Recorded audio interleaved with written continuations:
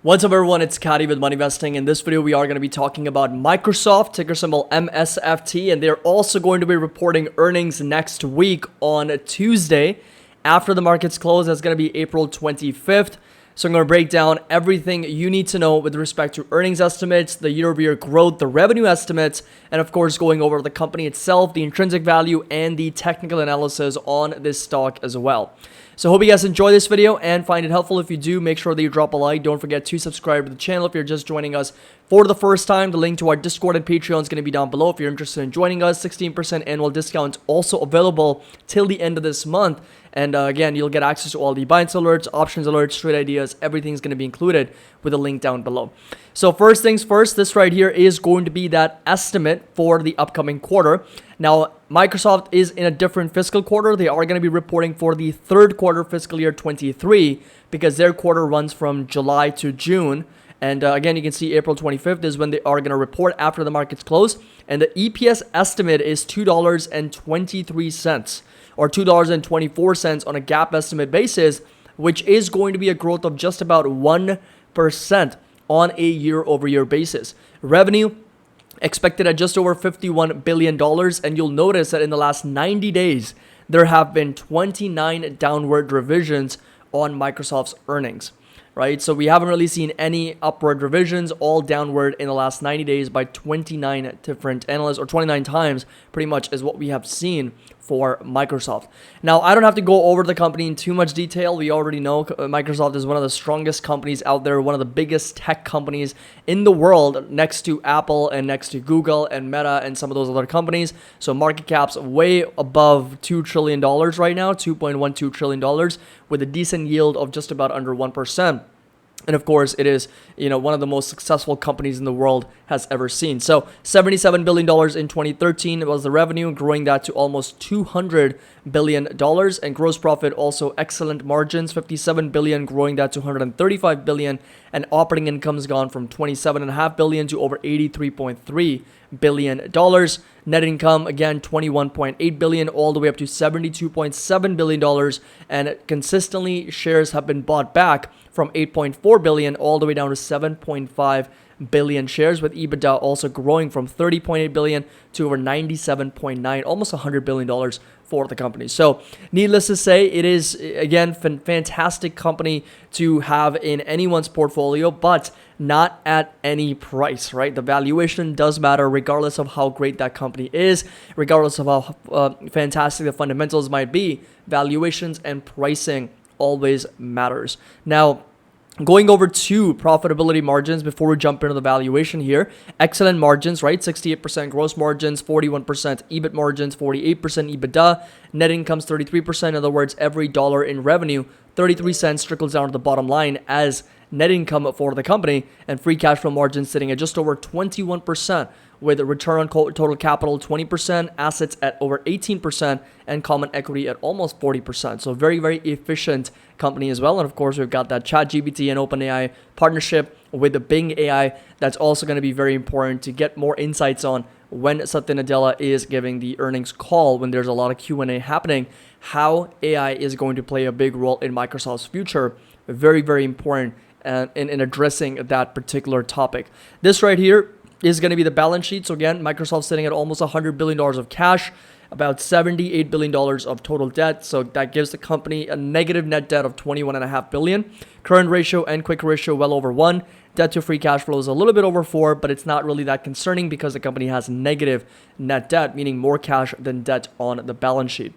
Now, in terms of valuation, right? Valuations is a little bit high. Now, it is very similar to NVIDIA because it has rallied on nothing but artificial intelligence, right? There hasn't really been any promising sort of catalyst, fundamentally speaking, for Microsoft that has resulted in this rally, right? It's only been ChatGPT and AI. So if you come over to the stock price, you'll notice that since November 1st, right? If you take a look at over here, stock was at 210, 211. It has rallied over 38, almost 40%.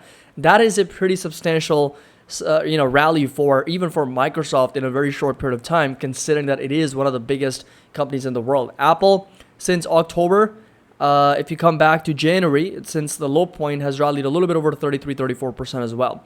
So it has happened since January. I mean, Microsoft's been rallying since November. So we have definitely seen a very strong momentum. That's really what's kept the markets afloat, right? When you've got two of the biggest companies in the world rallying the way they did, and of course, not to mention Nvidia, rallying over hundreds of percent since October. It's gone up 160%.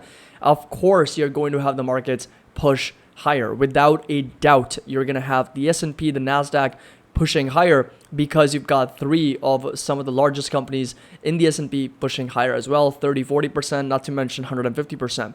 So the valuation's gotten a little bit out of whack considering the future expected growth here. So 30 times earnings is where it's trading at right now.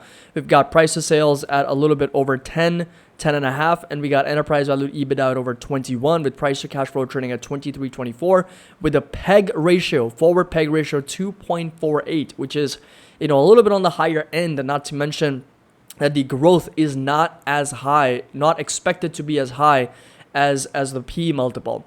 So 936 is going to be that 2023 EPS estimate, only 1.5% growth on a year-over-year basis, then expected to accelerate in 24, 14.5% at 1072, all the way up to as much as $24.39 by the year June 2032 fiscal year, and revenue also expected to eclipse over $454 billion by 2032, coming in at just a little bit over $209 billion this fiscal year in 2023. So if you plug in some of those numbers, you'll notice that the compounded annual growth rate for Microsoft is around 12.5% for the next 5 years. And for the next 9 years, it's at 11.2%. So 11 and 12% growth rates for the future.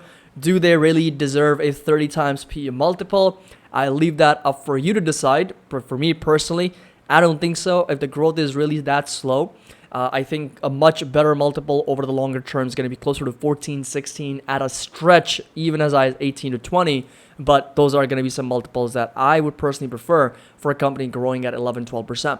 Now, that being said, they definitely do have the upper hand when it comes to artificial intelligence, right? The ChatGPT thing, OpenAI, the Bing AI has definitely, taken off like wildfire. And it's definitely going to put some impact on Google search, right? I mentioned in my yesterday's Google video that Google and Microsoft can coexist, and they probably will, but Microsoft is still going to chip away at some of Google's potential revenue on search because, we are going to see Bing AI become a bigger thing moving forward with all the ChatGPT functionalities that it has to offer. So from that sense, I think Microsoft has a little bit of a higher potential for growth here with the advancements in AI.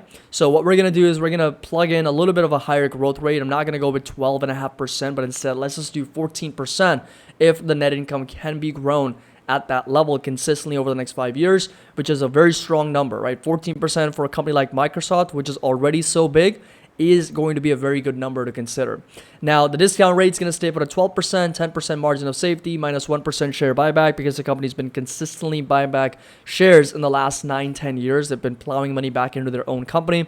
Now, when it comes to a PE multiple, I'm going to go with about 20, and we get a fair value of close to $200 per share. Now, I know that may seem, once again, a little bit on the low end because right now Microsoft's trading at 271, but I am willing to at least start my position in the 220s to as much as 225. Although add to my position because I already do have it, but it's just not big enough, right? It's a very, very small position. It's like less than 1% of my portfolio right now. So I do plan on buying more, and this right here is going to be that flexibility range. Now, again, you can look at the sensitivity grid and you can decide for yourself, right, whether it is going to be higher or lower. I mean, at 22 times multiple with the same growth rate, we end up at 220. At a 24 times multiple at the same growth rate, we end up at 240. So it really, it depends very much on how subjective you want to be, like in terms of valuation multiples. Again, you can see these three over here as being reasonable, but again, it really depends on the growth rate as well, right? So it's going to be 200, 220, or 240, depending on 20, 22, 24 times PE multiple on Microsoft. And of course, that's considering a 14% growth rate. If you come down a little bit, 12% or 10%, then of course you are dealing with such lower fair values, and Microsoft obviously trading at a much higher multiple. Now, Microsoft, no doubt, fantastic business, lots of potential, and it is most likely going to be very successful with its initiatives in AI, and there's going to be a big battle between Google and Microsoft, but It's really a question of the valuation, the pricing. If the growth right now, expected growth is even as high as, let's say, 16%, right? Or even let's just do 18%, right? 18% at a 20 times P multiple, even then we end up at $238, right? Even 22 times P multiple at 18 times multiple, 18% growth and a 22 times multiple, we end up at 262, which is still lower than where the price is trading right now at 271. So, I mean, it's really priced for perfection on this artificial intelligence hype. Again, I love Microsoft. I own it, but I can't not talk about the valuation and the pricing on the company and how it is a little bit priced for perfection, just like Nvidia is, just like Tesla was, when it was trading at over $400 per share. So again, valuations matter, right? It's not just the stock or the company, and if you love the company, buy it at any price. No, valuations and pricing, that's really what determines your future returns, right? I mean, if you overpay today, your future returns are going to be dramatically lower for somebody who did underpay today and the stock rally, right? So it all comes down to valuation. So technically speaking, this right here is going to be the actual technicals, and we have consistently been trading inside this downtrending channel, lower highs and lower lows, so consistently selling off. And this right here has been higher highs and higher lows, and right now we are consolidating sideways very much for Microsoft. So resistance is going to stay up at $292. So this right here is going to be that level to watch, with a support staying put down to 245 for Microsoft, and of course big earnings coming out, and that's going to be a 1% growth year over year. So if they do miss EPS, or not only miss EPS, but if they do decline on a year over year basis, I think that's going to be enough for Microsoft to pull back on those earnings, considering the decline in year over year growth, and not to mention the higher valuation, which may need to readjust considering the new trailing 12-month P multiple that we might get after the earnings. So resistance is going to stay up at 292. A breakout past this level is going to be a rally of a little bit over 3%, which is normal. And next target is going to be 312, and support level is going to be staying put at 246, 245 for Microsoft. So hope you guys enjoyed this video, and we do have a little bit of a bull flag formation as well. So you can see that this right here is the big rally, and right now it's just consolidating sideways in that range. Can be seen as a potential bull flag, but again, lots of depends on earnings for next week. So hope you guys enjoyed this video. Found it helpful. If you did, make sure that you drop a like. Don't forget to subscribe to the channel. If you're just joining us for the first time, the link to our Discord and Patreon is going to be down below. As always, happy investing, and I'll see you all in the next video.